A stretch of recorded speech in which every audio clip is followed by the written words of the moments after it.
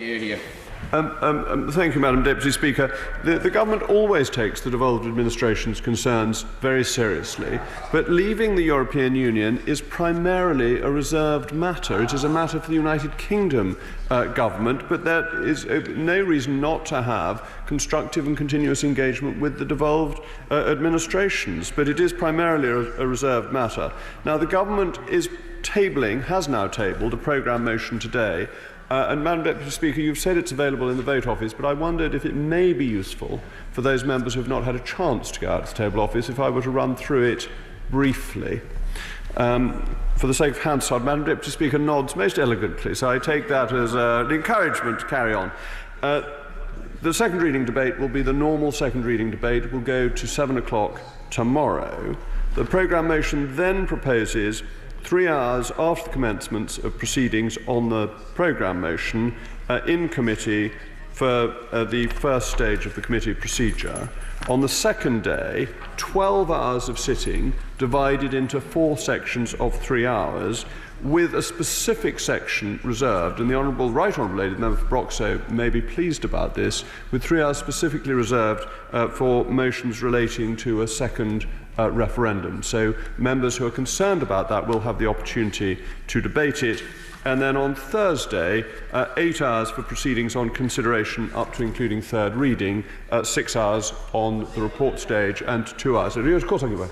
Grateful to the Leader of the House. I'm not quite sure how a programme motion could necessarily relate to amendments that haven't been tabled yet, but nevertheless, could you just clarify which parts of the bill he intends to be covered in the committee stage tomorrow? And while I have the floor, could you just, as Leader of the House, which does carry some role safeguarding the interests of members of the House, I know that's primarily for the Chair, but it also affects the role of the Leader of the House, what facilities will be available this evening to assist honourable members with the drafting of amendments for committee stage that will be occurring tomorrow? Thank you. The committee stage tomorrow will be clauses 1 to 4, new clauses relating to Part 1, new schedules relating to Part 1, and the greater details are, of course, available on the printed paper.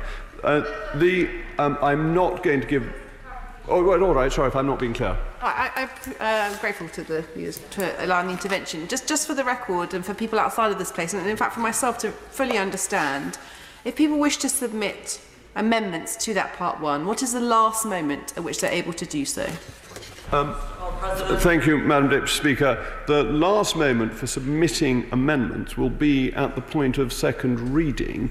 It will be at the discretion, of course, of the Chairman of Ways and Means, but I would be very surprised if manuscript amendments were refused tomorrow. So there is time right up until the second reading is completed, because it is in the nature of this House not to assume anything, and therefore amendments are always possible late in the stage if proceedings are taken in close proximity.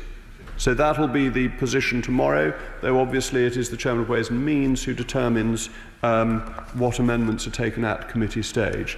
So it would be wrong for me to give an authoritative answer, but I hope that is helpful general guidance as how things tend to work.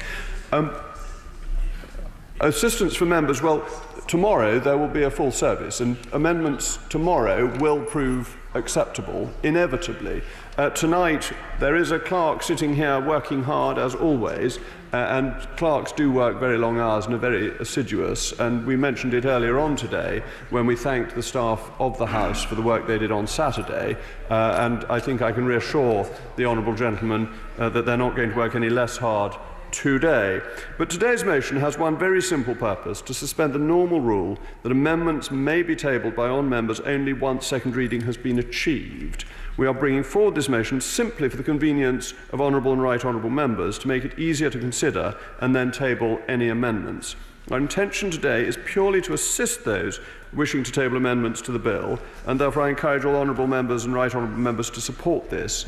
I apologise to honourable and right honourable members who have raised specific points in relation to the debate tomorrow, which I'm not going to answer, because that is not what this debate is about, but I'm sure if they raise them on second reading, they will receive a full answer from the people participating in that debate. But if they don't, and they feel that they haven't got those answers, I will write to the ministers concerned to ensure that they get them.